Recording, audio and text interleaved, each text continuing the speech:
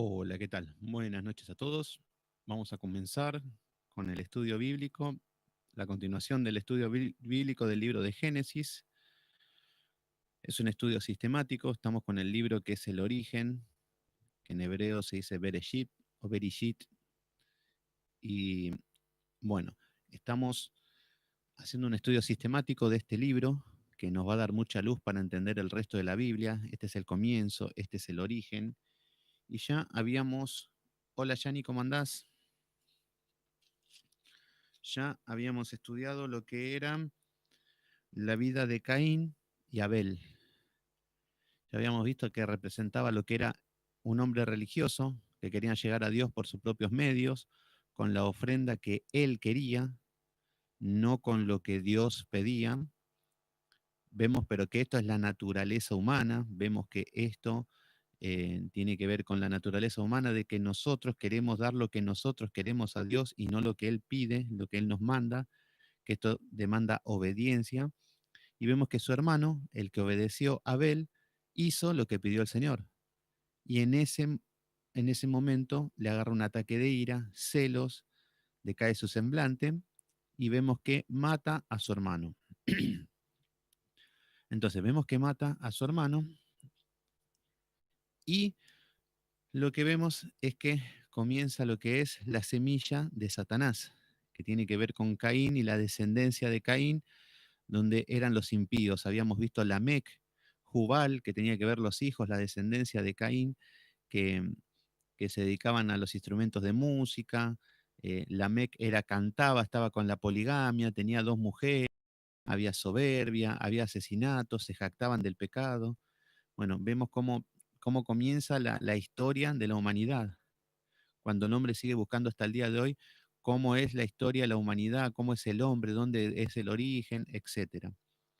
Bueno, recuerden que estamos en el origen bíblico. Acá tenemos la verdad. Hola Gaby, ¿cómo andás? ¿Todo bien? Bueno, entonces, hoy lo que vamos a ver es el capítulo número 5. Va bastante rápido la lectura, ¿eh? Vamos bien. Andrea Díaz, ¿qué tal? ¿Cómo estás? Qué bueno que está todo el grupo ahí ya, está firme. Para continuar con esto, ya estamos en el capítulo 5 de una manera muy acelerada. Vamos bien.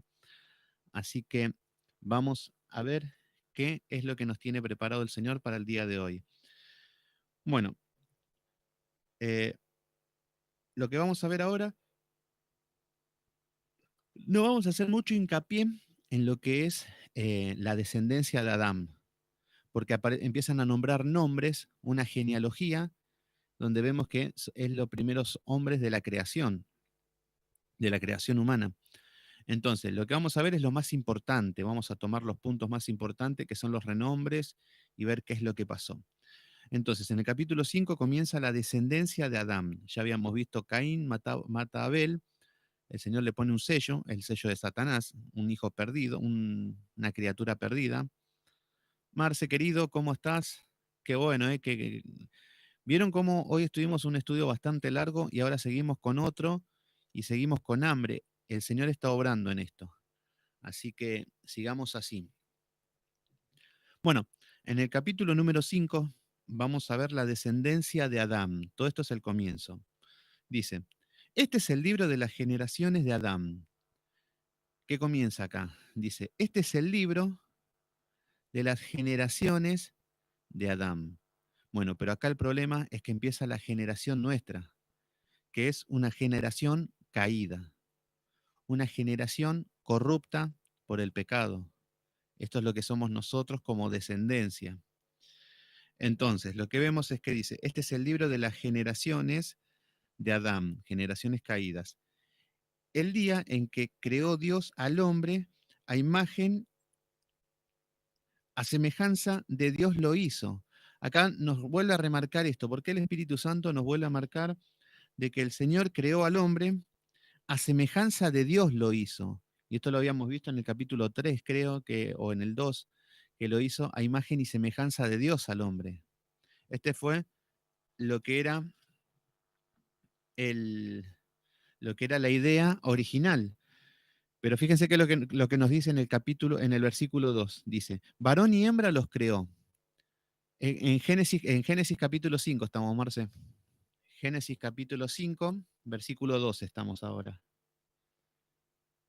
Entonces, lo que vemos es que en el versículo 2 dice, varón y hembra los creó.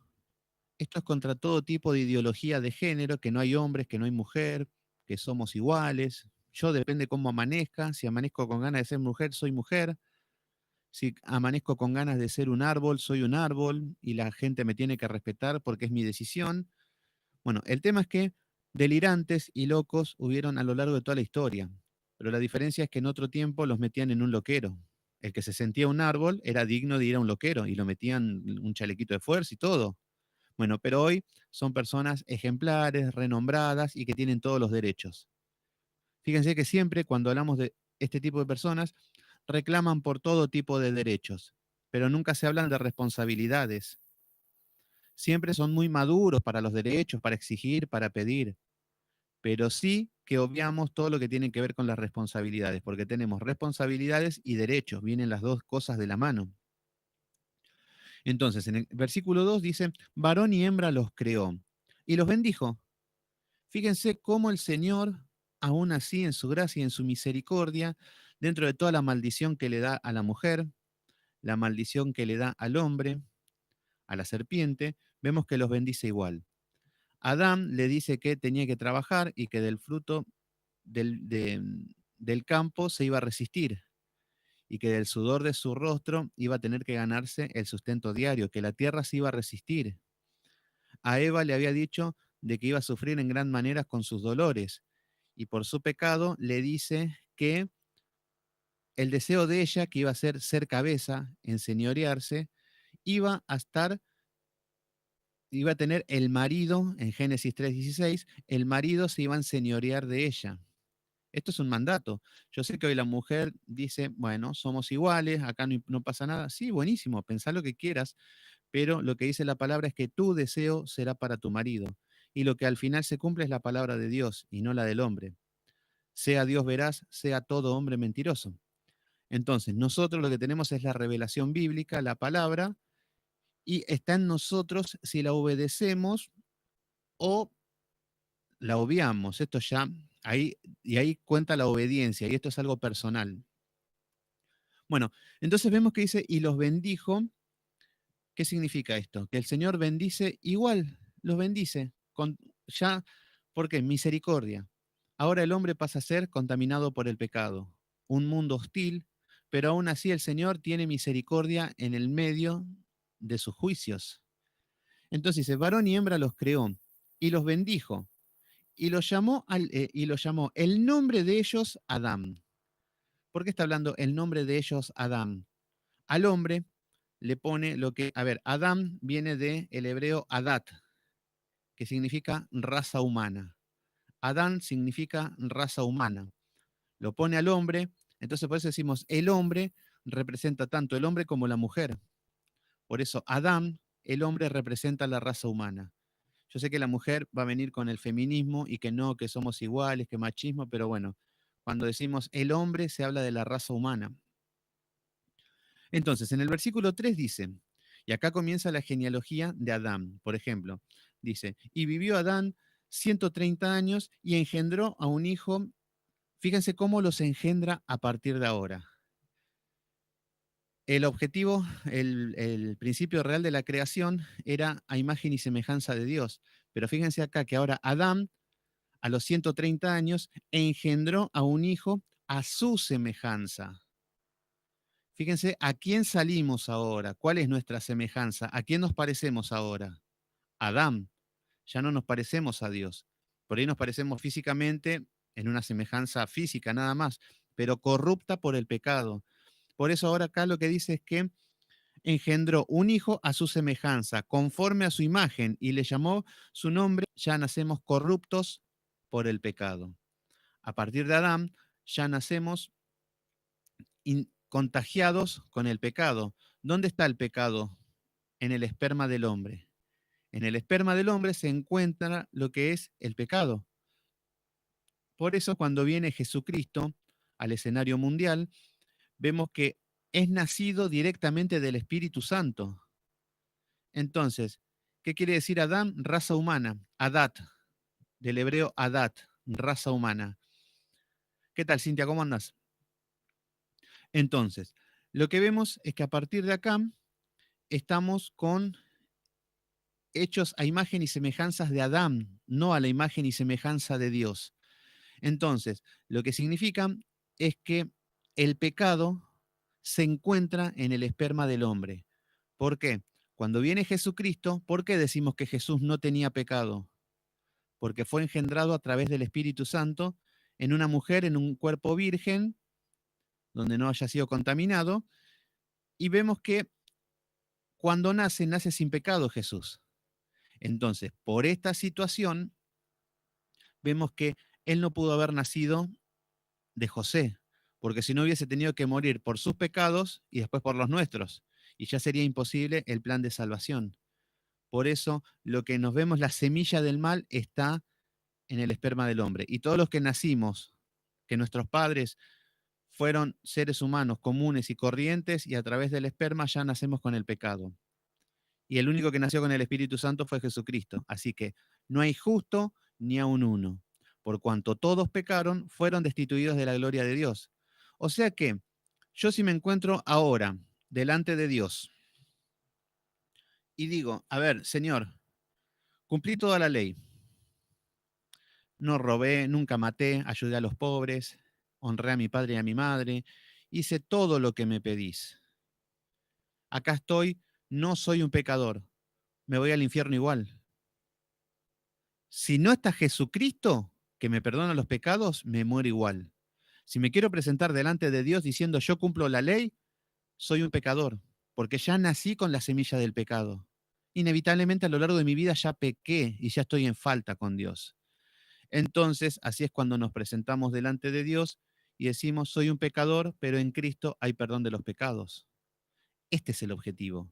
Y es algo tan grave y es algo tan serio que de esto depende tu salvación. Que de esto, de que si hay, no tomamos seriamente lo que es el pecado, es muy complicada nuestra situación, es grave, es crítica nuestra situación. Porque si no corrijo los pecados, no los identifico, conforme a la palabra, no estoy caminando y no lo estoy corrigiendo y yo me creo que estoy bien, lo que me está diciendo la Biblia es que soy un impío. Y a los impíos les espera el lago de azufre, el infierno, una eternidad en el lago de azufre. Por eso, perdón si somos un poco insistentes con esto, pero a lo largo de las escrituras habla de esto. Por eso, fíjense, a donde vamos en la Biblia vemos el pecado en todas partes.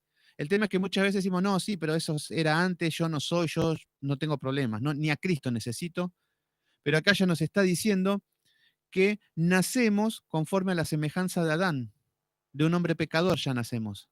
¿Se entiende? Ya nacemos corruptos, ya nacemos torcidos, sin espíritu. Y tiene razón lo que dice el Génesis capítulo 2. Si comieres del árbol de la ciencia del bien y del mal, ciertamente morirás. Y murió Adán espiritualmente. Y atrás morimos todos nosotros. Bueno, versículo 4. Y fueron los días de Adán después de que engendró a Set, 800 años y engendró más hijos, hijos, hijas. Fíjense que Adán vivió eh, 930 años, nos dice el versículo 5. 930 años vivió Adán. Bastante. Si Caín hubiese tenido, no sé, 500 años aproximadamente, ya los hijos, él se podría casar con sobrinos, con nietos, con, no sé, eh, con, con sobrinos, con hermanas, no sabemos con quién se casó Caín, no nos dice la palabra. Bueno, entonces acá vamos a ver un poquito la genealogía, pero de los puntos más importantes, porque hay muchos y no quiero que hayan confusiones de nombres, porque para esto hay que estudiarlos severamente y no es la idea, porque no es el objetivo estudiar la genealogía. Entonces vemos, por ejemplo, que en el versículo 7 dice, y vivió Set, no, perdón, vamos al versículo 5, y fueron los días de los que vivió Adán 930 años y murió. Versículo 6, vivió Set 105 años y engendró a Enós. Acá aparece Enós y Enós es la semilla mesiánica. Acá dice, pero ya teniendo a Cristo en nuestro corazón, Si hay una salvación y una conversión genuina, sí. No basta con decir tengo a Cristo en mi corazón y no, no. Lo que van a ver es evidencias, actos de que los que estuvimos viendo hoy, que no tenemos el espíritu del mundo. Entonces, si yo tengo el espíritu del mundo, hay algo que no está bien, que Cristo no me está perdonando ningún pecado, que Cristo por ahí no me salvó y por ahí estoy llevando una vida religiosa. Por eso, cuando tenemos el espíritu del mundo, que vivimos igual que el mundo, es para preocuparnos. Tenemos que preocuparnos y volvernos a Dios. Es muy grave el asunto. ¿Qué pasa si hoy viene la segunda venida? Viene el Señor y se termina todo. ¿O qué pasa que si salgo a la esquina y me choca un auto y me muero? Que se terminó todo, ya está. Porque a veces nos creemos que vamos a vivir 800 años igual que Adán. Es más, yo no voy a morir. Y si muero, voy a morir de viejo y lo voy a aceptar a Cristo antes de morir. Pero las cosas no son como queremos. Entonces, si yo me muero ahora, no seamos fatalistas con la segunda venida, que va a venir, no sabemos cuánto, pero hagamos de cuenta que ahora me agarro una CB acá y me muero. ¿A dónde voy? Esa es la pregunta. Y ahí no hay excusa del vecino, de Juanito, del otro, que la culpa de aquel. No, no, no, la culpa es mía. Entonces, ¿qué es lo que hice? Esta es la situación. Entonces, ¿realmente estuvo Cristo en mi vida o estuve engañado? Entonces, bueno, lo que tiene que ver con el perdón tiene que ver con un cambio de vida, un cambio de naturaleza, un cambio rotundo en la manera de vivir. Y pasamos de una vida impía a una vida en santidad. Por eso, cuando se habla del rapto, hay que estar alineado. No existe el rapto. El rapto es antibíblico. Lo que existe es la segunda venida, que el Señor viene y los que estamos vivos seremos raptados y los que están serán a juicio. Esa es la segunda venida. No existe tal cosa de que hay un rapto secreto, viene un anticristo y viene una tribulación y se matan y vienen demonios y todas estas cosas y después viene otra segunda venida. Después está el milenio y después otra tercera venida. Eso es una teoría dispensacionalista que fue formada en el año 1830. En 1830, Juan Nelson Darby toma lo que es Segunda Tesalonicenses, que habla de que seremos raptados, y lo toma como que es un evento aparte, que no es la segunda venida. Y empezaron a encajar toda la Biblia de una manera forzada, que es errónea cuando lo estudiamos correctamente, y vemos que hoy lo han tomado como algo verdadero. En 1901 sale la Biblia de Scofield. Scofield era un abogado, un hombre de mal testimonio, y lo que hace es que inventa la Biblia de Scofield. Entonces tomó todos los dichos de Juan Nelson Darby y en la Biblia ponía un asterisco en cada lado y ponía lo que quería, lo que decía que era el rapto y todas estas cosas. El tema es que la gente, como en la Biblia lo veía que estaba escrito, lo tomaron como cierto. Y con el tiempo, hoy no le vayas a decir que no existe ese rapto porque se rasgan las vestiduras. Pero lo triste es que no existe porque no hay evidencias bíblicas. Ese arrebato es un arrebatamiento de que si es ahora la segunda venida, si estamos acá, los hijos de Dios somos raptados. Y en un abrir y cerrar de ojos nos encontramos con Dios. ¿Se entienden? Bueno, pero igual no estamos con lo que es escatología. Entonces, vemos que en el versículo 6, vivió Set 105 años y engendró a Enós. Acá aparece Enós, que este es el que había aparecido en capítulo 4, versículo 26, que decía que Enós, entonces los hombres comenzaron a invocar el nombre de Jehová. Acá viene la semilla mesiánica. Por un lado tenía a Lamec, que es descendencia de Caín, hijos de Satanás, y por este lado tenemos a Enós, no es Enoc, ahora va a aparecer, pero Enós. Enós lo que hace es, comienza a volver a la adoración en espíritu y en verdad. Comienzan a invocar el nombre de Jehová, comienzan a buscarlo. No existía Biblia, no existían pastores, no existía nada, pero los mandamientos que tenían en el corazón grabados hacía que busquen a Dios, que adoren a Dios. Y Dios hablaba de una manera particular con ellos, como no tenían Biblia. Vemos con Enoc, con Noé, qué trato tenía Dios con los hombres que no tenían palabra en su misericordia, como no tenían Biblia. Pero hoy ya está, ya tenemos la Biblia. No nos va a hablar como a Moisés, no nos va a hablar como en estos tiempos el Señor. Bueno, entonces, vemos que acá aparece Enós. Versículo 11 dice, y fueron los días de Enós 905 años y murió. Fíjense la edad que vivían, 900 años, 900, 800. Adán también vivió 930 años. ¿Por qué vivían tanto? ¿Qué es una película esto? Y ahora no llegamos, con suerte, llegamos a los 80. Bueno, ya vamos a ver en el medio del diluvio que falta poco. Y vamos a ver qué es lo que pasó, por qué vivían tanto tiempo, tanto antes y ahora no podemos vivir esto. Bueno, en el versículo 19 vemos que dice, aparece uno que se llama Jared, y este Jared en el versículo 19 dice, vivió Jared después de que engendró a Enoc. Acá aparece Enoc. Incluso hay un libro apócrifo que habla de Enoc. Dice, 800 años y engendró hijos e hijas. Pero bueno, acá el objetivo es que aparece Enoc. Versículo 21. Vivió Enoc 75 años y engendró a Matusalén. Acá apareció lo que, por eso quiero que hagan Enos. Por un lado tenemos Lamec y Enos. Son dos ramas de los hijos de Satanás y los hijos de Dios. Del lado de los hijos de Dios nace Enoc. Parecen los nombres, pero Enoc. Y Enoc tiene un hijo que se llama Matusalén, el hombre más viejo de la historia, que ahora vamos a ver. Entonces, vamos a ver un poco Enoc. Enoc dice, versículo 22, dice, y caminó Enoc con Dios, después que engendró a Matusalén 300 años, y engendró hijos e hijas. Entonces, bueno, a Enoc caminaba con Dios. ¿Qué es lo que dice? Que hablaba con Dios, que vivía en obediencia, que era un hijo de Dios. Y vemos que en todo este tiempo Enoc caminaba con Dios, nos habla de que lo que va a pasar es que les da un hijo a Enoc y cuando muere este hijo iba a haber un juicio a la tierra. Y ahí vemos que cuando muere Enoc viene el diluvio del arca de Noé, viene el juicio, cuando muere Matusalén, el hijo de Enoc. Entonces ahí vemos la misericordia de Dios en esperar a los juicios y los tiempos de Dios. Entonces, fíjense lo que nos dice el versículo 24. Dice, caminó pues Enoc con Dios y desapareció porque le llevó Dios. Acá vemos un arrebato, un tipo de arrebato donde igual que Elías desaparece y se fue con Dios. Misterio de Dios, podemos hacer una gran película con esto, pero vemos que Enoc es arrebatado. Y de acá también sacan lo que es para el rapto, pero no tiene lógica alguna con esto.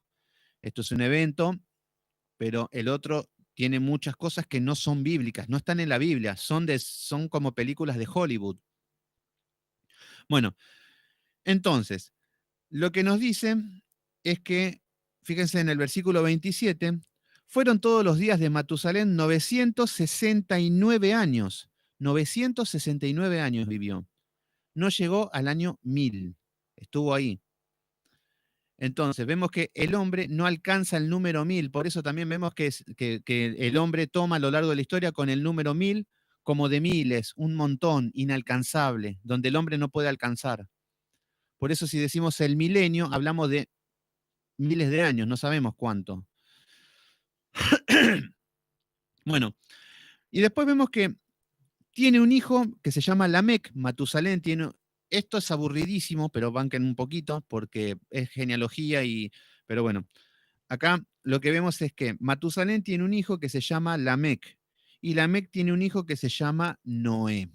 Acá aparece Noé, el que conocemos, y el diluvio, que lo vamos a ver, pero esperen. Entonces, vemos que en el versículo 32, acá ya familiarizándonos un poquito con la historia, dice, siendo Noé de 500 años, engendró a Sem, Cam y Jafet. Esto es las familias que se salvan del diluvio y de la generación que venimos todos nosotros. Lo que es Sem tiene que ver con todos los semitas. Tiene que ver con todo lo que son los árabes, el pueblo de Dios. Tiene que ver con con todo lo que a veces hablamos de antisemita y bueno, todas estas cosas. Bueno, viene de Sem. Y después aparece Cam, que estos son las semillas satánicas. Estos son engendrados como la semilla satánica. El pueblo de Cam es el que viola el que abusa de Noé y que está maldito y que es enemigo de Dios. Pero bueno, ya va a aparecer en un momento y lo vamos a ver con más profundidad. Pero bueno, a lo que quería llegar era el capítulo 6. En el capítulo 6 quiero que veamos acerca de la maldad de los hombres. Acá vamos a ver lo que es la maldad de los hombres para que esto nos sirva como espejo de que es el mismo hombre, que no es que eran malos antes. Si vimos a Absalón, es un espejo para nosotros. Si vimos a Simei, que era el que le tiraba piedra, es un espejo para nosotros. Ahora, si creemos que ellos son los malos y nosotros los buenos, estamos en un canal totalmente diferente. Y para esto es la Biblia. Porque yo sé que el cristiano, siempre que agarra la Biblia, toma, además de las bendiciones que les conviene y todo, lo que toma es los héroes de la Biblia, que soy yo. Yo soy David, yo soy Moisés, yo soy José, el presidente de la nación, yo soy Elías, el que tiene poder, el que tira fuego, yo soy todos los superhéroes de la Biblia. No, somos el pueblo rebelde. Y ahí es donde tenemos que empezar a corregir. Pero el hombre se esmera para querer ser el héroe de la película. Bueno, vamos a ver el capítulo número 6. Y acá vamos a ver la maldad del hombre. Ya cuando la genealogía comenzó a correr a través del tiempo, vemos que el mal comienza a propagarse en lo que es la tierra. Y vamos a ver qué es lo que sucede. Capítulo 6. Aconteció que cuando comenzaron los hombres a multiplicarse sobre la faz de la tierra y les nacieron hijas. Atentos con esto.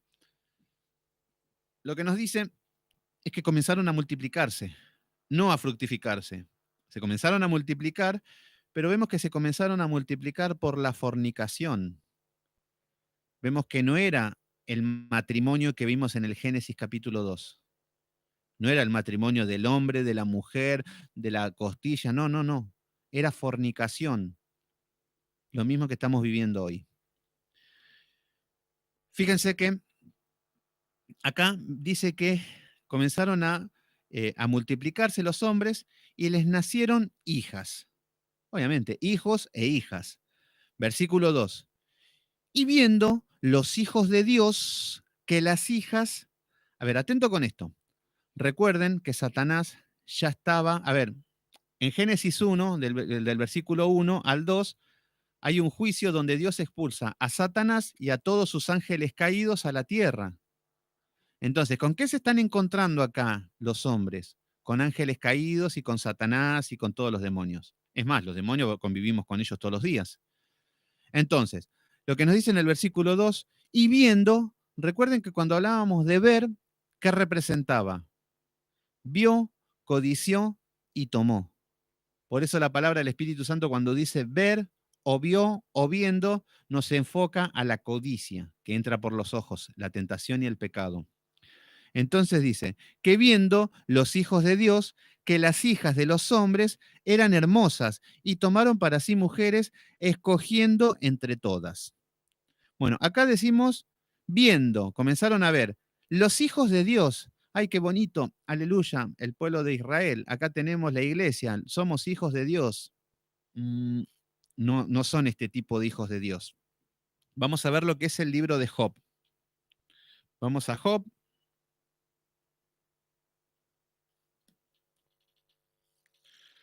Vamos a Job, capítulo 1, y vamos a ver quiénes son los hijos de Dios.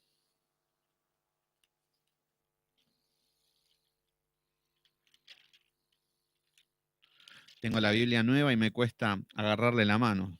Es más, son más grandes las hojas, más finitas. Me cuesta un poco, pero ya le vamos a agarrar la mano, ya le vamos a sacar filo a la espada. Bueno, en Job capítulo 1, ya les digo.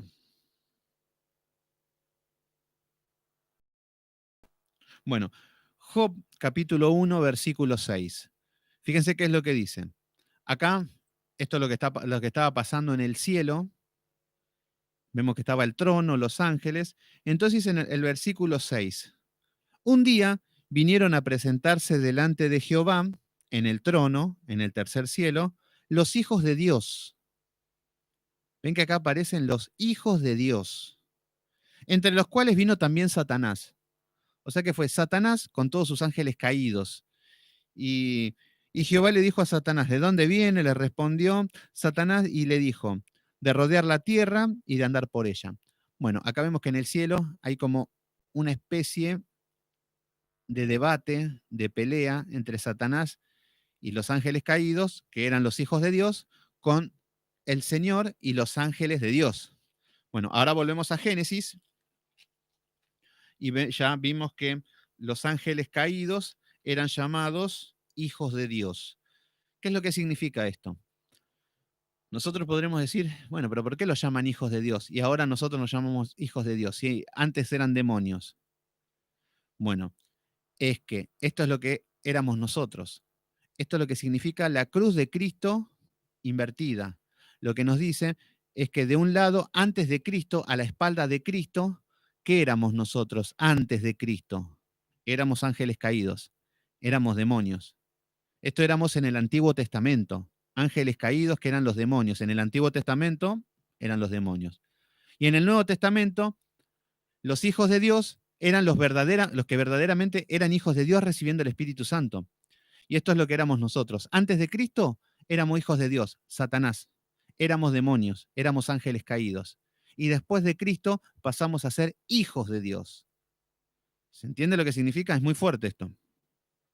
Bueno, entonces, acá vemos que versículo 2 dice, y viendo los ángeles caídos, los hijos de Dios, codiciando, que las hijas de los hombres eran hermosas, tomaron para sí mujeres, escogiendo entre todas.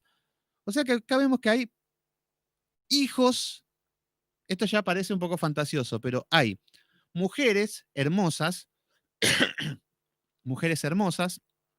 que nacían de los hombres, fornicación, todo, ya empezaba el descontrol.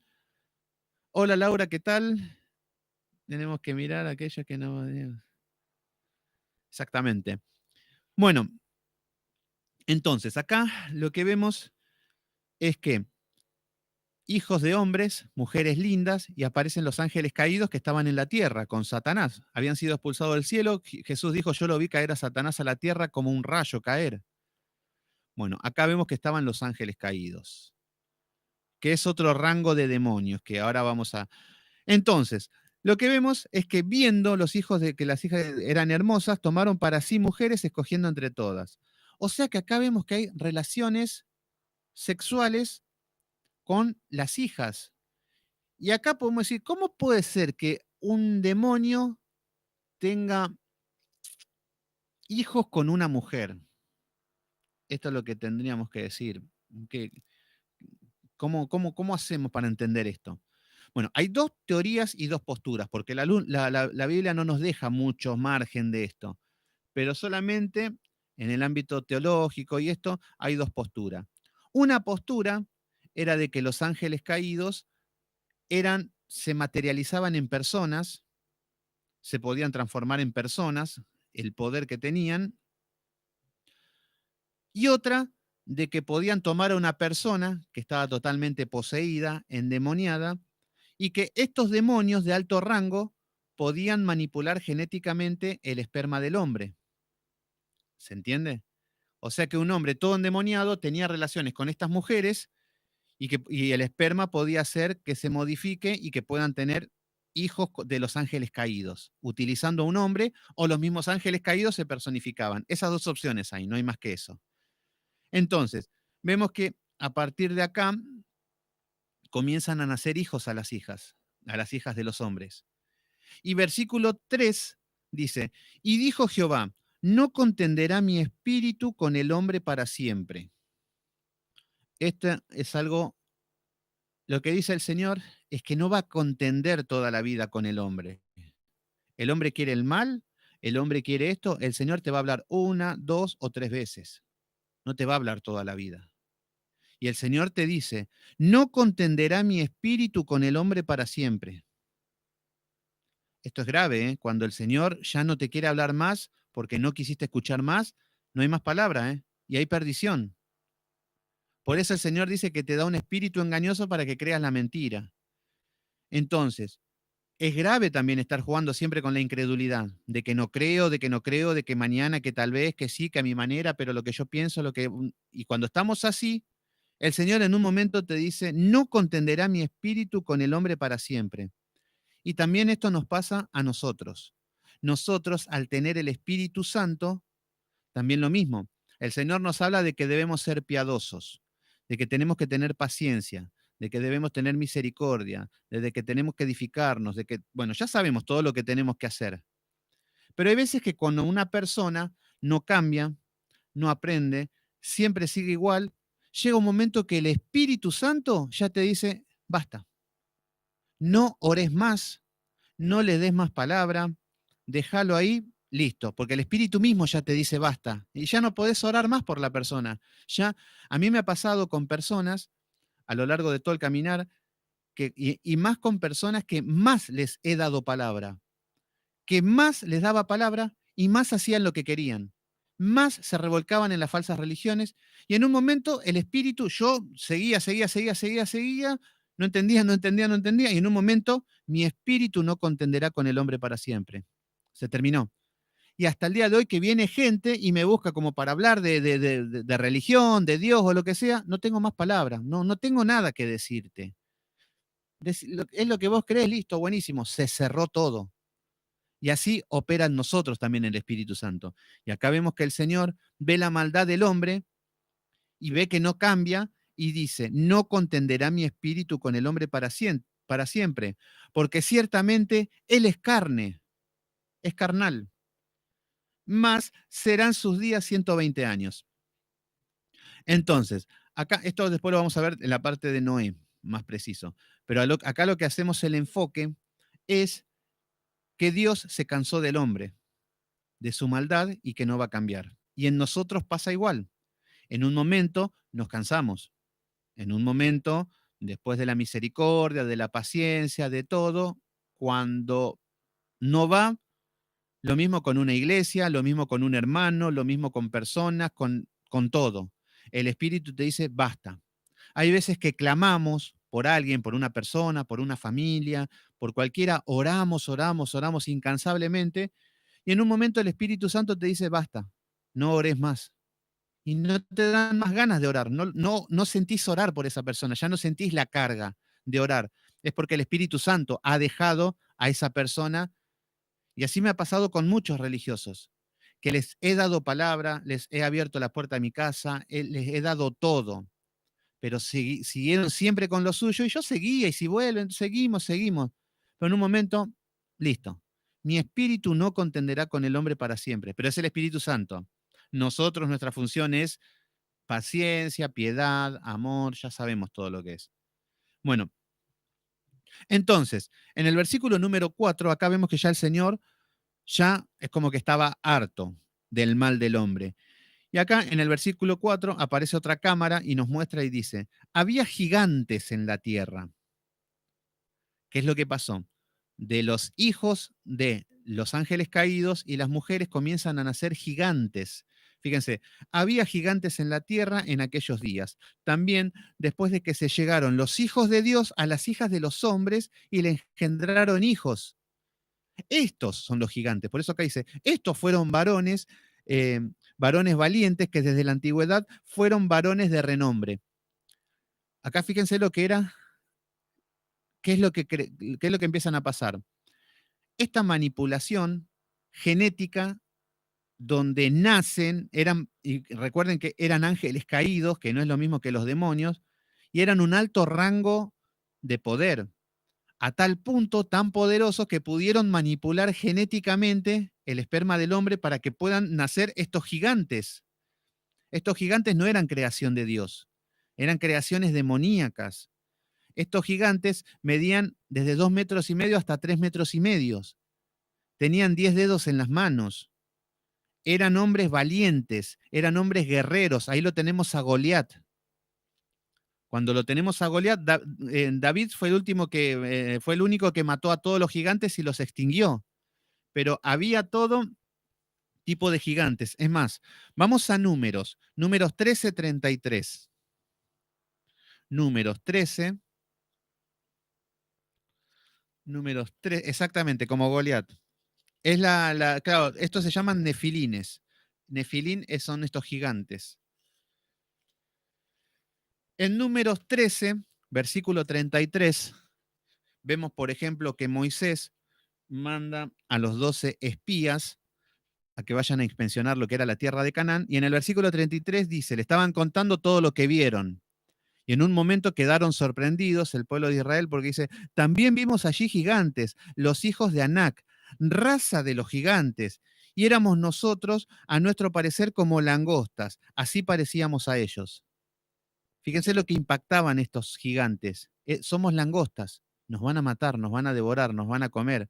Claro, eran hombres de renombre, eran hombres valientes, guerreros. Recuerden que Goliat era un paladín, era invicto, era un hombre que peleaba y no le ganaba a nadie. Eran poderosos, eran temibles. La diferencia era de que no tenían espíritu estos gigantes, eran una manipulación diabólica. Entonces, vemos que, por ejemplo, a ver, ¿dónde era que hablaba esto también? Vamos a Judas. Judas, creo que estaba acá, vamos a buscar este versículo. En Judas, es el libro que está antes de Apocalipsis. Vamos a ver qué es lo que dice Judas. No sé en qué versículo está, así que ténganme paciencia.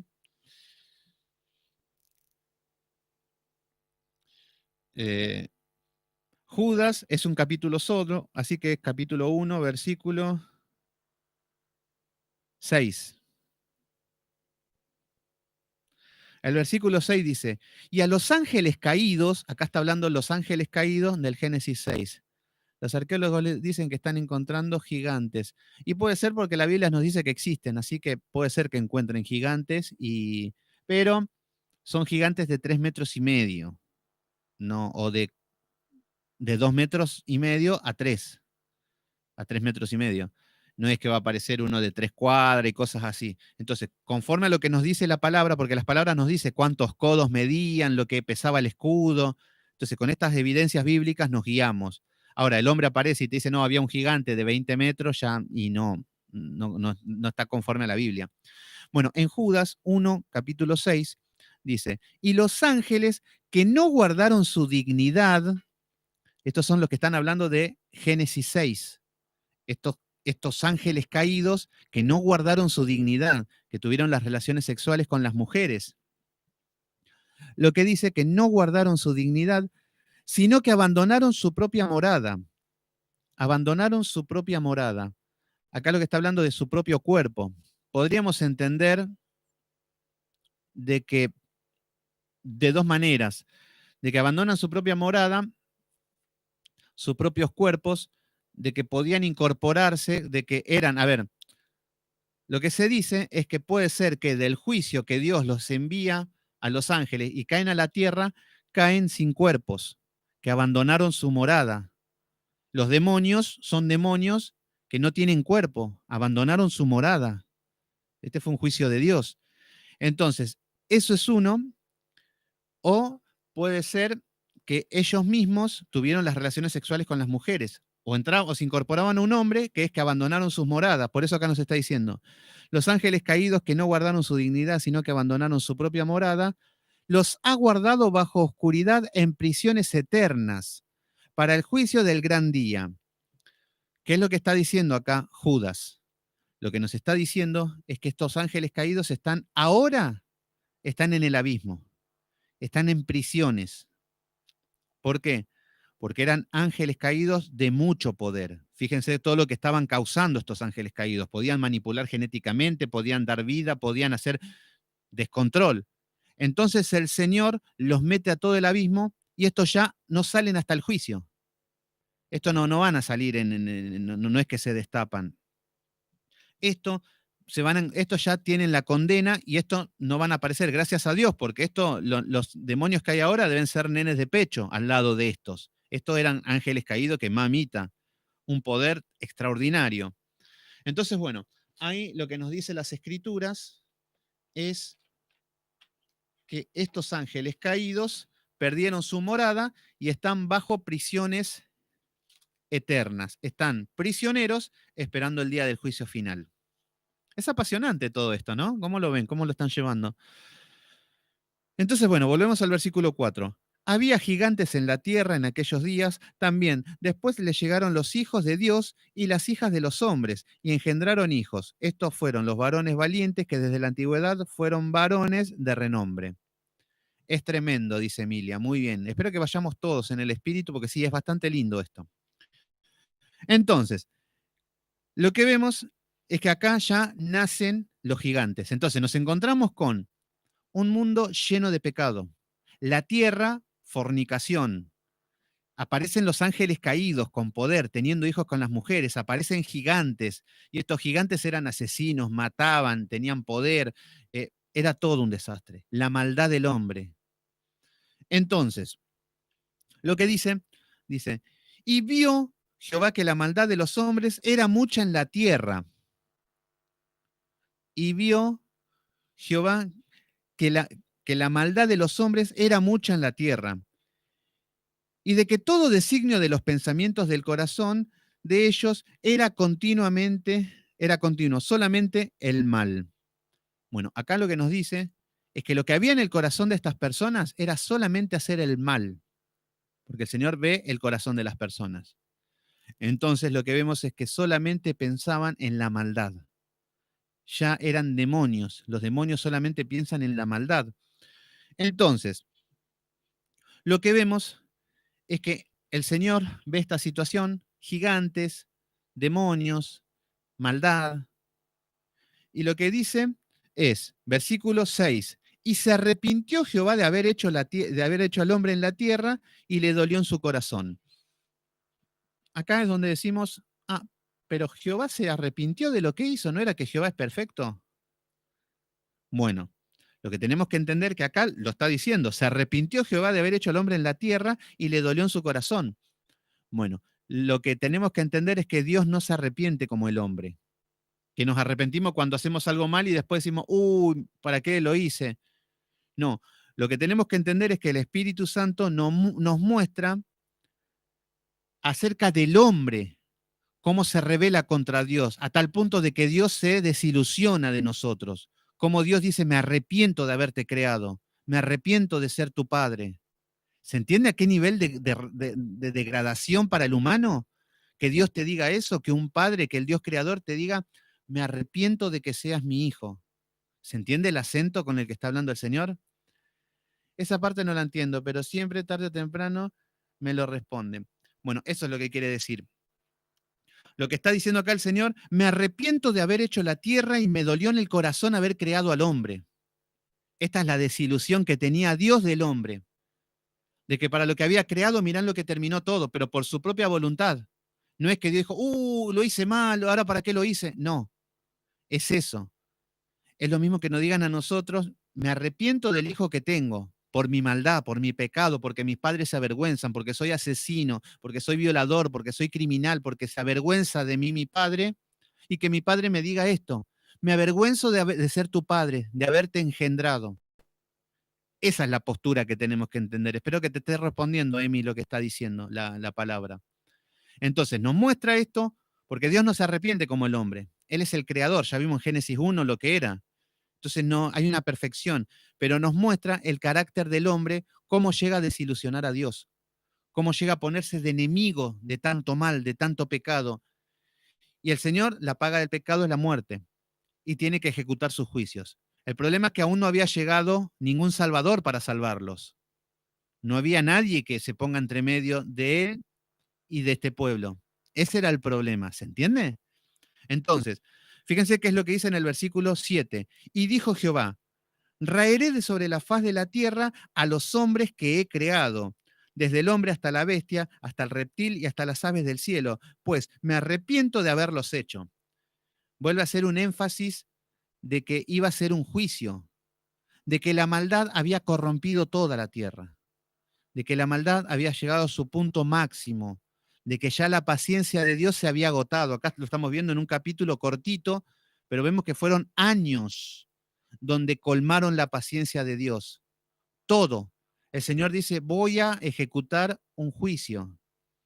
Y hoy también exactamente lo mismo. El Señor cuando ejecuta los juicios, te puede ejecutar un juicio en una guerra donde una bomba destruye todo, los animales, los bosques, donde un terremoto, donde un incendio forestal. Bueno, todos son los juicios de Dios por la maldad del hombre. ¿Se entiende? Entonces, acá el Señor nos pone este enfoque, pero para que veamos lo que es el hombre como naturaleza, cómo se presenta delante de Dios como la maldad absoluta, como el mal. Entonces, lo que tenemos que entender acá es que esto no es decir, no, bueno, esto eran malos, habían gigantes, eran todos, yo no tengo pecado, yo soy buena persona, ¿saben que yo soy bueno? ¿Sabían que estos son ellos? No, yo no soy así. No, no, no, yo tengo la misma naturaleza del corazón de estos hombres. Es más, vamos a ver qué es lo que dice el Señor Jesucristo acorde de los últimos tiempos. Vamos a ver lo que dice Mateo 24, 37. Mateo 24, 37. Y vamos a ver qué es lo que dice el Señor. Y vamos a comparar un poquito esa maldad con la maldad de hoy, porque por ahí decimos, bueno, eran ellos, no nosotros. Mateo 24, 37. Acá está hablando de la venida del Hijo del Hombre, está hablando de la segunda venida. Entonces, esto sí está hablando de la segunda venida de los últimos tiempos. Esto sí está hablando del juicio y que va a ser en el último tiempo. Pero el hombre le suma un montón de eventos para este tiempo que no son correctos. Entonces, lo que dice Jesús, palabras textuales de Jesús, dice, fíjense en el versículo 36, dice, pero el día y la hora nadie sabe. Ya, fíjense, acá está hablando de la segunda venida. El día y la hora no lo sabe nadie. Así que haya un coronavirus y decir que es el último tiempo y que es ahora, no lo sabemos. Porque nadie sabe, ni los ángeles saben ni el día ni la hora. Cuando aparece un delirante diciendo, no, no, porque el fin del mundo será el 2012, el fin del mundo será en 1914, el fin del mundo será tal fecha. Siguen pasando, pero la palabra dice que nadie, y la Biblia es la que tiene la razón siempre, sea Dios veraz y todo hombre mentiroso. Fíjense todas las profecías fallidas que hay acerca del fin del mundo y que siguen tirando los ignorantes. Siguen con que no, ahora se nubló, se puso el cielo rojo, se puso así, entonces ya estamos en el último tiempo. Nadie sabe. Nadie sabe el día de la venida. Entonces, el versículo 36 nos dice, pero el día y la hora nadie sabe, ni aun los ángeles de los cielos, solo uno, mi Padre. Solo uno, mi Padre. Él solamente sabe el día, la fecha y la hora de la segunda venida. Nadie más, ni los ángeles lo saben. Y ahora viene un delirante que no sabe la Biblia, no sabe leer nada y sabe cuál es el fin del mundo. Y sabe los países que se van a rebelar. Y sabe qué es lo que va a pasar, sabe todo el futuro.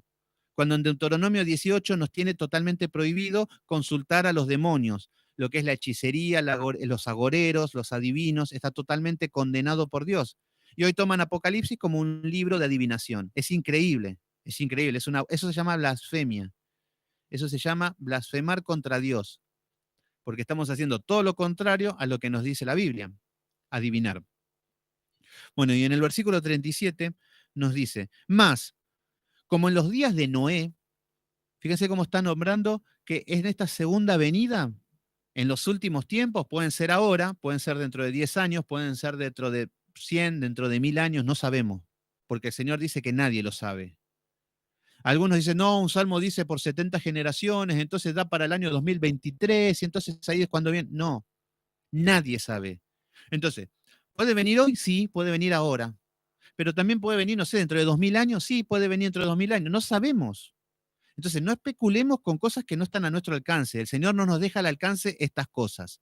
Entonces, más, pero sí nos dice cómo van a ser los días en esos últimos tiempos. Más, como en los días de Noé, así será la venida del Hijo del Hombre. Como los días de Noé, como esto, que el Señor está arrepentido de haber creado al hombre.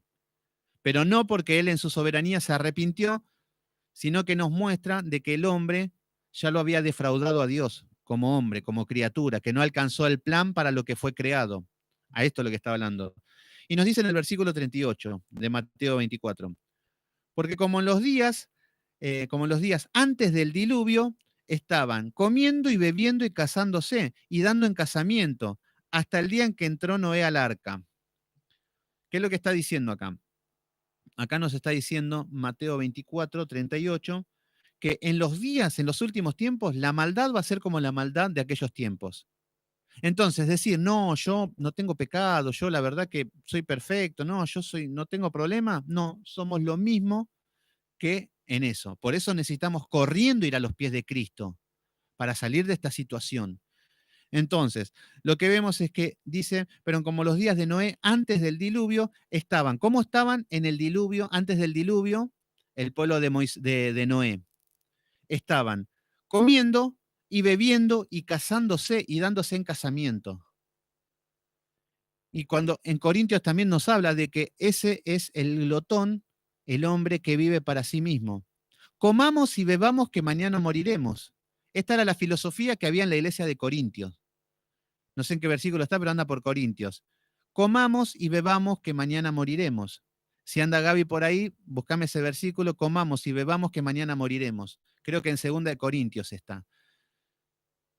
Esta filosofía que utilizaba en la época, fíjense que siempre la filosofía, la psicología apunta al bienestar, al gozo del hombre.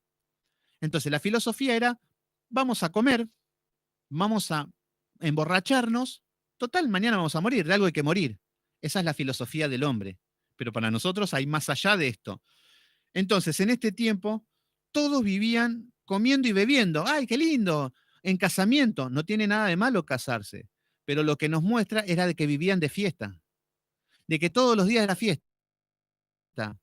Y nosotros, ¿cómo estamos viviendo? ¿Estamos comiendo y bebiendo nada más? Porque total vamos a morir y de algo hay que morir.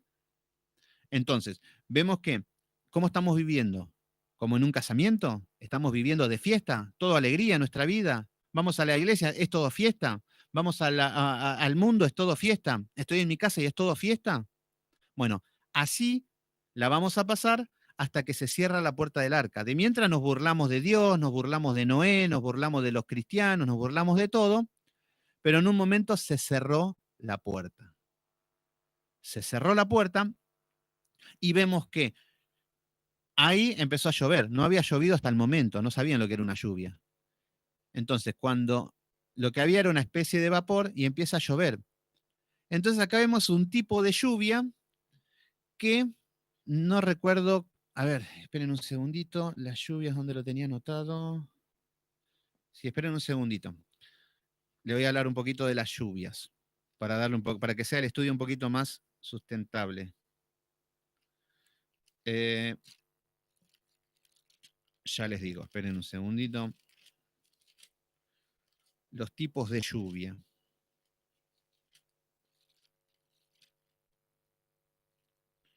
Los tipos de lluvia, ya les digo.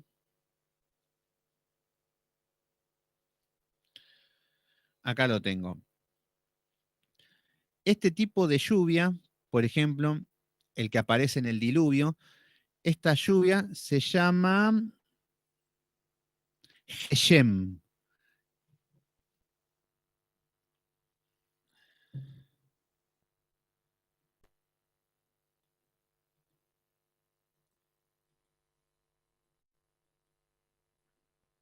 Ahí está, se cortó un poquito, pero ya estamos, nada grave. Muy bien, Gaby. Ahí nos pone que en 1 Corintios 15:32 nos dice, como el hombre batallé en Éfeso en la tierra, ¿qué me aprovecha? Pues los muertos resucitan, comamos y bebamos que mañana moriremos.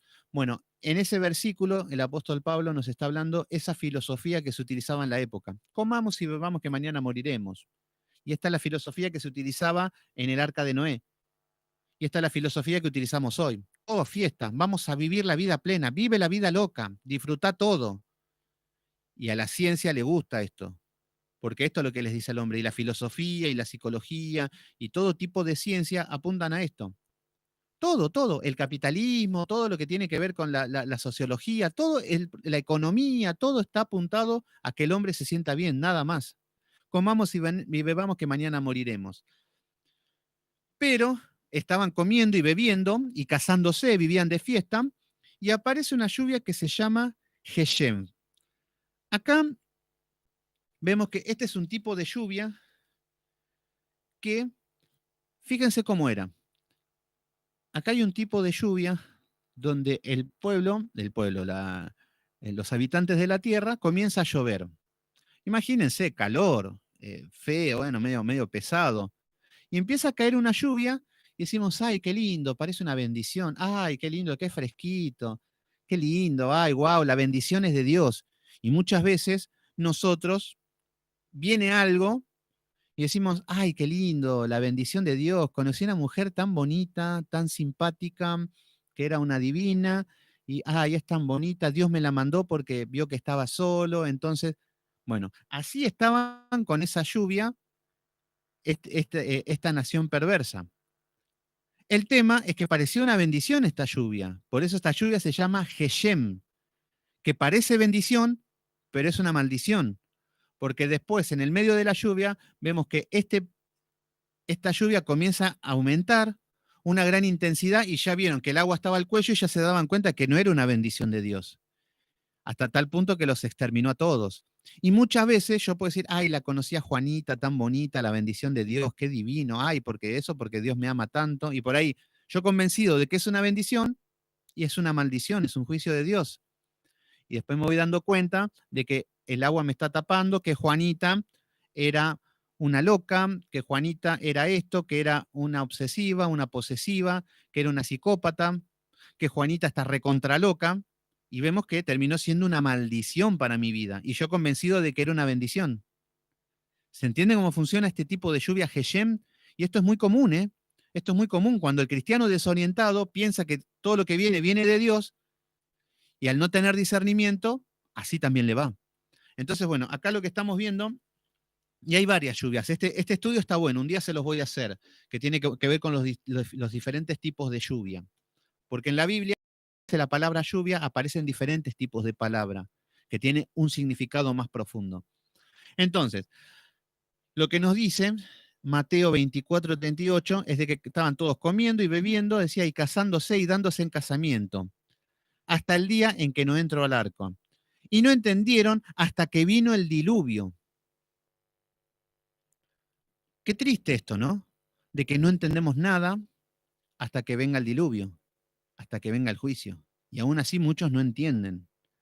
Entonces, lo que vemos es que así es la segunda venida. Y hagan de cuenta que bueno, estamos en los tiempos con el mismo nivel de maldad que en los tiempos de Noé, que estamos viendo en Génesis 6. Con esa misma maldad hoy estamos. Con otro color, obviamente, más progre. Pero tenemos la misma inmoralidad sexual que en Sodoma y Gomorra. Tenemos aborto, lo mismo que en otros tiempos mataban niños, bebés, hoy se los matan adentro del vientre. Así como había homosexualidad, había todo lo que es lesbianismo, hoy también exactamente lo mismo. Vemos que antes mataban, robaban, hoy también se mata y se roba. La misma imagen de Génesis 6, la maldad del hombre. Por eso el Señor, cuando venga con su segunda venida en este juicio, va a decir lo mismo. Me arrepiento de haber creado al hombre. Se hicieron aborrecibles. ¿Se entiende la situación? Entonces, nosotros, los hijos de Dios, deberíamos ser los que estamos en el arca de Noé. Vamos a continuar un poquito con la lectura, porque yo pensé que íbamos a llegar hasta acá nada más, pero vamos a continuar un poquito con el arca de Noé, así mañana cuando continuamos avanzamos un poquito más. Entonces, en el versículo 9 vemos que dice, estas son las generaciones de Noé, varón justo. Es más, fíjense el versículo 8. Cuando vemos que el Señor dice, rearé a toda la creación, voy a hacer un juicio, dice, pero Noé halló gracia ante los ojos de Jehová. Acá vemos un hombre justo.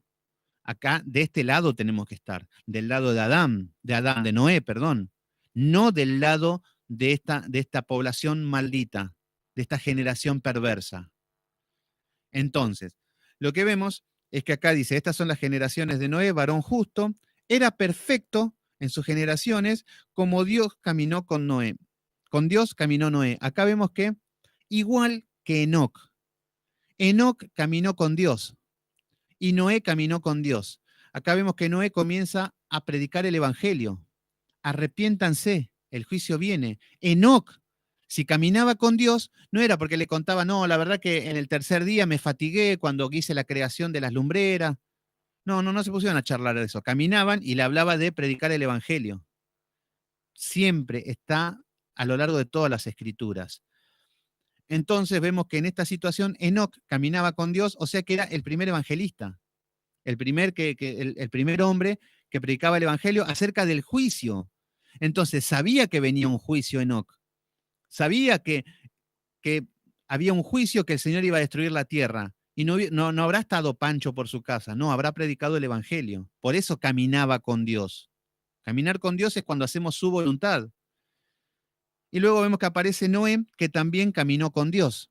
Era un hombre recto, justo entre medio de una generación perversa, obediente, y predicaba el evangelio. Versículo 10. Y engendró Noé 3 hijos, Sem, Cam y Jafet. Esta es la generación. Estos 3 hijos, con sus 3 esposas, más la pareja de Noé, la mujer de Noé, fueron los únicos que se salvaron y que comenzó todo lo que es la creación humana nuevamente, en este formateo de la población humana. Versículo 11. Y se corrompió la tierra delante de Dios y estaba la tierra llena de violencia.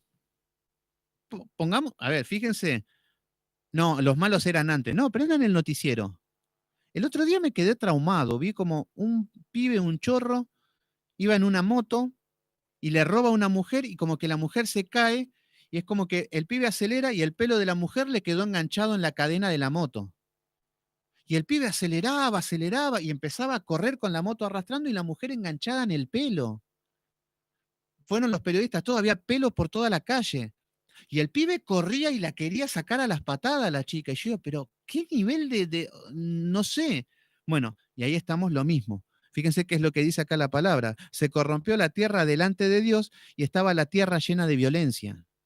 Fíjense los tiempos violentos que estamos viviendo. Versículo 12. Y miró Dios la tierra y he aquí que estaba corrompida. ¿No la vemos que está corrompida la tierra? ¿No vemos que todo, la mano de Satanás como está detrás de todo esto? Porque toda la carne había sido corrompida en su camino sobre la tierra, toda carne, todo. Así es como va a llegar la segunda venida. Eh, todo, no solamente la droga, no solamente la droga. Hay gente que no se droga y hace cosas perversas. Hay gente que no se emborracha y son terribles. Hay personas que de todo, no hay una culpa. El culpable es el corazón, estar lejos de Dios. Esa es la consecuencia. Y en base a eso, todo me es lícito, todo es lícito y vamos a darle para adelante. Versículo 13. Y dijo Dios a Noé, he decidido el fin de todo. Qué triste esto, ¿no? He decidido el fin de todo. Habló con Noé. Pero fíjense que el Señor toma todos estos tipos de géneros literarios para hacernos ver algo, como decir, me arrepentí de la creación, es para ver un mensaje de cómo muestra el dolor de Dios por la creación corrupta. ¿Se entiende? Y acá también nos está hablando de que he decidido el fin de todo ser, porque la tierra está llena de violencia a causa de ellos, y he aquí que yo los destruiré con la tierra. Acá viene el juicio, nos está mostrando que habla con Noé, no es que le estaba pidiendo permiso a Noé, pero nos muestra que de esta manera habla para dejarnos escrito qué es lo que estaba pasando en ese momento. Versículo 14. Hazte un arca de madera de gofer y haz aposento en el arca y la calafatearás con brea por dentro y por fuera. Yo creo que vamos a... sí, yo creo que vamos a llegar hasta acá. Sí, vamos a leer un poquito más. Tenemos tiempo. Acá aparece el arca. Acá aparece el arca, que el arca aparece en la Biblia 3 veces. 3 veces. Tenemos el arca de Noé, que lo que le dice es que calafatearás por dentro y por fuera, que era con brea. Con brea era de que lo tenían que pintar por fuera y por dentro para que el agua no se filtre en el arca. Luego tenemos lo que es el arca de lo que es el Moisés, de Moisés, lo que le dice es que estaba en una arquilla Moisés. Por eso aparece de nuevo la palabra arca, que el arca era y estaba calafateada con brea. Era un arca, una arquilla chiquita donde iba Moisés y estaba pintado con brea y lo mandan al río a navegar. Y luego tenemos lo que es el arca del testimonio en el tabernáculo. Estos son los tres arcas que aparecen. ¿Y qué nos representa el arca? Lo que nos representa es la salvación, la presencia de Dios y la salvación. Por ejemplo, el arca es lo que le dio la salvación a la creación humana, cuando estaban destinados a la muerte. Entonces vemos que el arca de Noé habla de la salvación de la humanidad. Luego vemos el arca, el arquilla de Moisés, la salvación de un bebé, de una persona.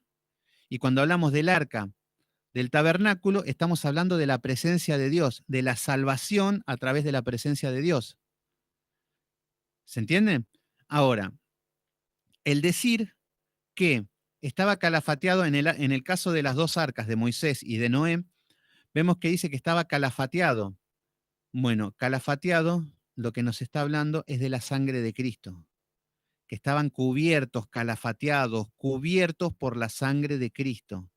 O sea que la salvación ya no está hablando desde la época de Noé. Ya en la época de Noé ya se está hablando de la salvación de la humanidad a través de la sangre del Cordero. Que esto es lo que nos representa el calafatear. Es más amplio el estudio porque nos da más luz, pero se me vino a la cabeza y ya la tiro ahora porque tiene que ver con esto. Entonces, cuando hablamos de el arca, la salvación de una familia, un cordero por una familia. Cuando hablamos de Moisés, la sangre de Cristo, un cordero por una persona.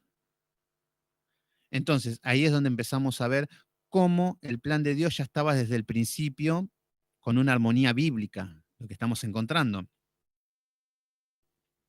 Seguimos un poquito más. Entonces, lo que le dice,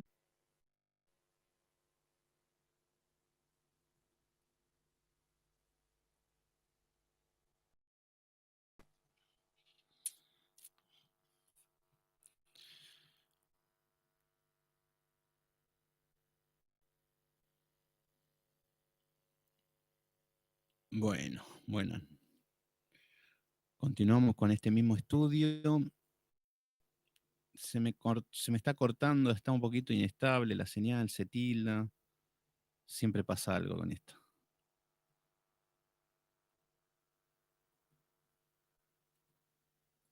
Acá estamos.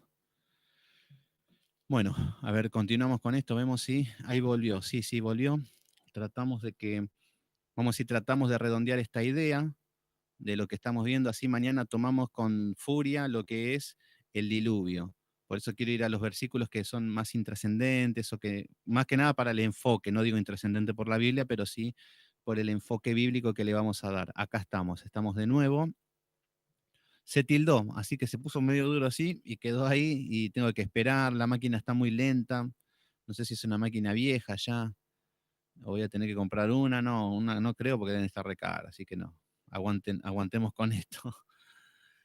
Bueno, entonces, lo que vemos es que Noé comienza a construir el arca. Vemos que Noé comienza con lo que es el arca. eh, Estábamos hablando acerca de calafatear. A ver, acá ya lo que estamos viendo, ya vimos que era un tipo de que tenía que ver Cristo, la sangre de Cristo, que es lo que trae la salvación al arca, a toda la humanidad, lo que significaba calafatear con brea. En el versículo 15 nos dice, de esta manera harás 300 codos. Bueno, nos está hablando todo. En el versículo, estos son medidas, que no viene al caso, porque cuando estudiamos las medidas y los símbolos de los números, bueno, nos va a dar una representación, lo mismo que el arca del tabernáculo, la tienda en el tabernáculo, todo tiene una medida y todo tiene un símbolo, que nos habla siempre de Cristo. Y esto también lo mismo. Pero no vamos a entrar en esto, sino que vamos a ver la historia nada más de lo que fue el diluvio, el juicio, etcétera. Después, en base a eso, se puede estudiar más, obviamente. Versículo 16. Una ventana harás en el arca y la acabarás de elevación parte de arriba y pondrás en la puerta del arca. Bueno, acá lo que nos dice en el versículo 15,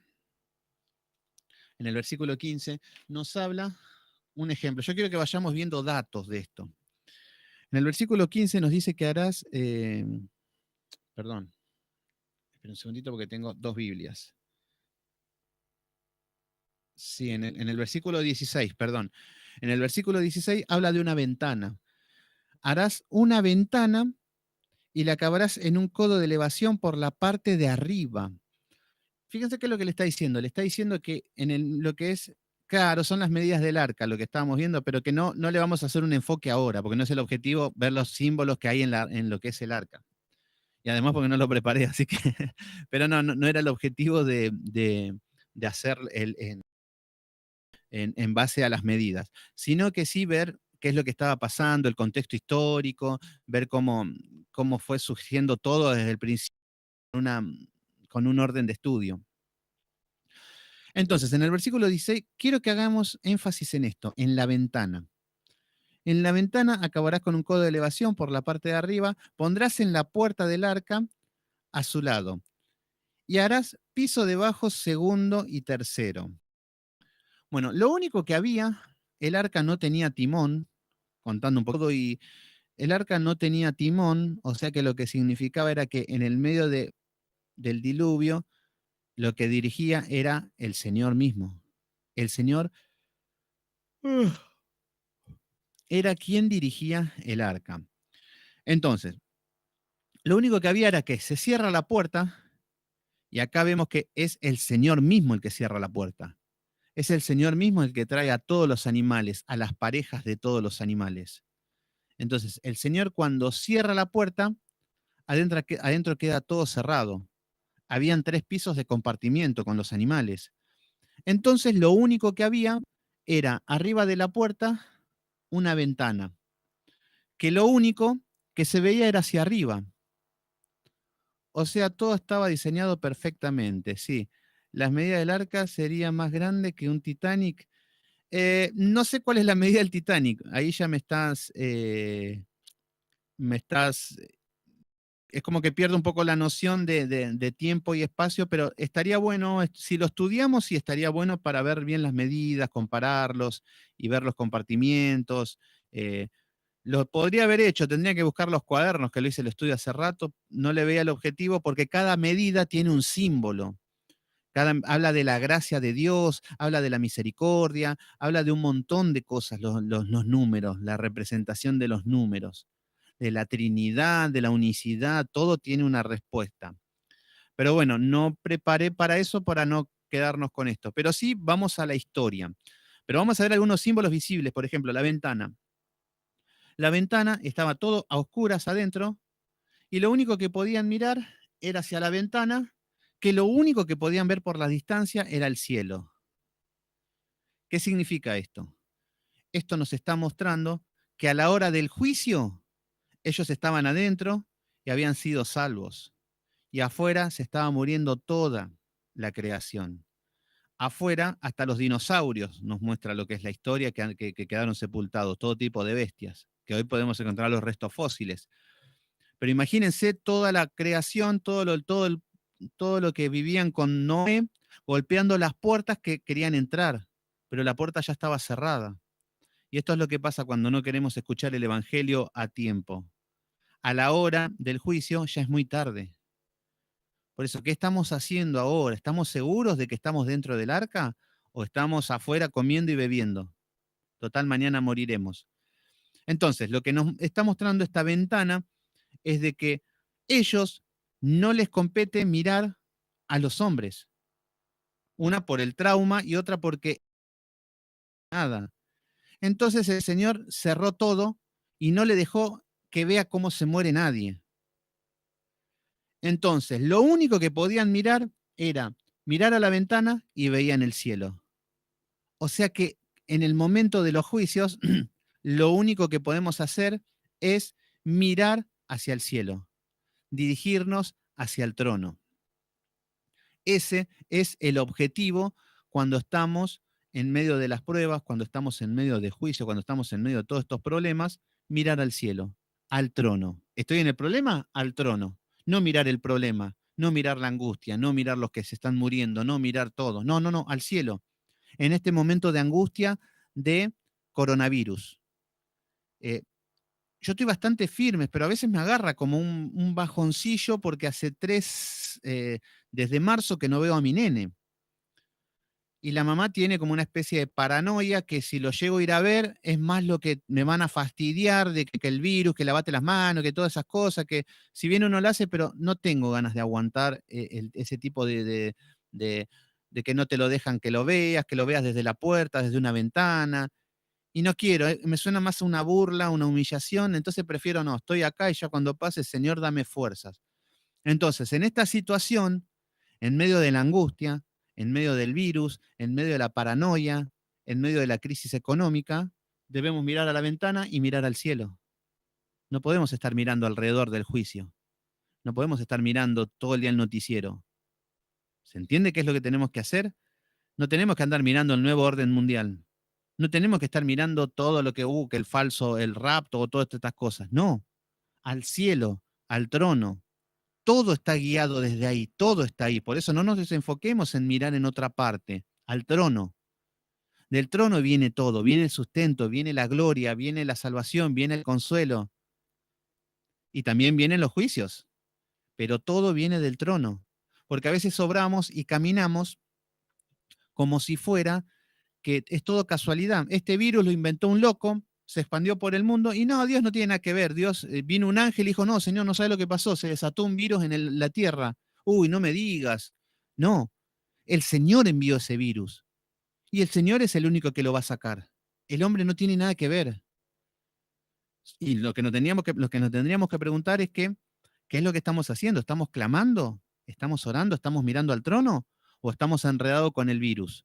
Bueno, de esta manera vemos que Noé se encuentra en el arca lleno de animales y se encuentra en el arca y con un juicio afuera. Pasan 40 días, el número 40 representa la prueba y vemos ¿qué es lo que significa esto? Acá les voy a dar un ejemplo. Vamos a ir a una parte práctica más o menos. A ver, ¿qué es lo que significa el arca? El arca significa la presencia de Dios. ¿Cómo estableció el Señor la presencia de Dios? En un culto público iba a estar la presencia de Dios. El arca nos representa la iglesia, que la iglesia somos nosotros. Nosotros somos la iglesia. Por más que decimos no, porque no hay luces de colores, no hay una pantalla gigante, entonces no es una iglesia. No. La iglesia somos nosotros. Entonces, nosotros estamos en un arca. Nosotros estamos en un juicio. No nosotros, el mundo. Nosotros tendríamos que estar exentos del juicio, no tendríamos que ser parte del juicio. Vamos a tener las consecuencias de habitar en este mundo. Por ejemplo, para los cristianos que se creen que por ser hijos de Dios no les va a pasar nada, no, les tengo la información de que nos va a pasar todo lo que le pasa al mundo. Y hasta peor porque por querer caminar en santidad se van a complicar más las cosas, más persecución va a haber. Por eso, el decir que si ahora estamos en una cuarentena, el estar encerrado, a mí como hijo de Dios, no me salva. No es que soy hijo de Dios y le pega a todos la cuarentena menos a mí. Y muchas veces el cristiano tiene ese delirio de que viene un avión y se está por estrellar y antes de estrellarse frena el avión, se bajan los hijos de Dios y luego estrella y se salvaron los hijos de Dios. Y así caminan y quieren dar esos testimonios, contarle al mundo de que Dios hace todas esas cosas por ellos. Pero no es así. Las cosas nos va a pasar a todos. Es más, las guerras. ¿Cuántos hijos de Dios murieron en guerras, en las guerras mundiales, en plagas, en todo tipo de juicios de Dios? Que no queda exento el hombre de los juicios. Están dentro de lo que son los planes de Dios en el mundo, pero bueno, dentro de eso tenemos que tener la cobertura de Dios. Y esta es la cobertura que salva, no la cobertura pastoral que estamos acostumbrados a escuchar. Esta es la cobertura que te salva de los juicios. Entonces, nosotros tenemos que estar bajo la cobertura en el medio de los juicios, y cuanto más en la segunda venida, tendremos que estar apartados totalmente, ya listos, preparados. Entonces, ¿qué es lo que significa esto? Imagínense, vamos ahora a lo que es el contexto adentro del arca. Vamos a ir con una cámara y nos vamos adentro del arca. Imagínense en el arca, con todo tipo de animales, todo tipo de incomodidad, toda oscuridad, no se ve nada, olores de todo lo que se puedan imaginar, todos los animales haciendo sus necesidades, todos los animales haciendo, comiendo, durmiendo entre medio de los animales, y todo eso, esta es la situación en la que nos encontramos en la iglesia, que es lo que estamos estudiando en el libro de Corintios. Pablo se encuentra con una iglesia donde hay fornicación, donde se creían sabios, donde eran insensatos, donde eran necios, donde eran carnales, donde eran niños, donde se peleaban, donde habían conflictos, donde se hacían juicios entre hermanos. Cuando lo vayamos estudiando, uno andaba con la mamá de, uno andaba con su madrastra, y todo así andaba la iglesia. Pero bueno, el tema es que nunca se habla de que hay una iglesia perfecta. Entonces, lo que tenemos que entender es que en el arca, nosotros estamos en un arca. Nosotros, los que estamos acá conectados, estamos en un arca.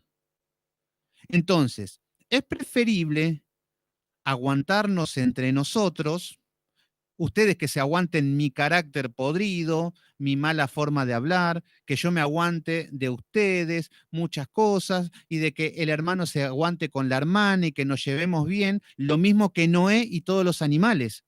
Es mejor que estemos así, en esta situación, antes que estar afuera del arca y en juicio. Entonces, este es el caminar de nosotros.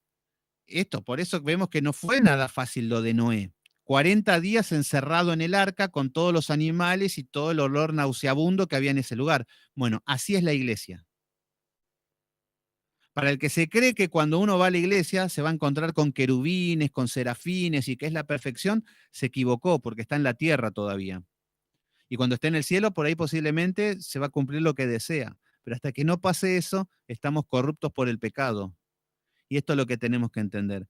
Pero no hay peor cosa que el que cree que la iglesia es un lugar para santos, para perfectos. Y a esto le sumamos que yo soy santo, que yo no peco y que los demás pecan, y así, y ahí nos convertimos en el arca de Noé. Todo lleno de animales, de olor a podrido, de todo lo que podemos imaginar. Entonces, bueno, ya lo que es mañana, vamos a ver el diluvio ya, porque ya estamos y 34, se cortó justo la señal, pero quise adelantar un poquito.